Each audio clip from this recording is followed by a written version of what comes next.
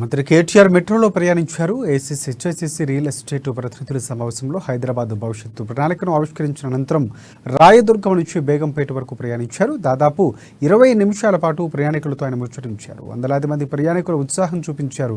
కేటీఆర్ తన 20 నిమిషాల ప్రయాణంలో పలువురితో ముచ్చటించారు. ఇంటర్మీడియట్ చదువుతూ వైద్య విద్య కోసం శిక్షణ తీసుకున్న విద్యార్థినితో పాటు ఇప్పటికే ఎంబీబీఎస్ కోర్సు చదువుతున్న మరో విద్యార్థి మంత్రి కేటీఆర్ దగ్గరికి వచ్చి మాట్లాడారు.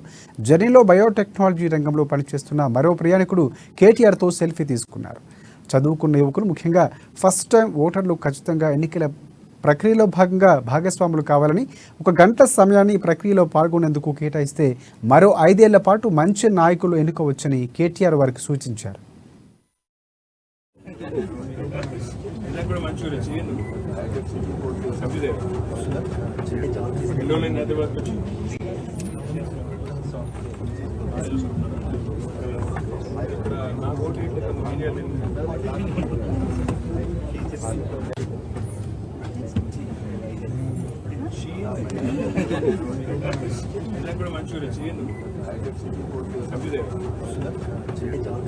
మంచిగా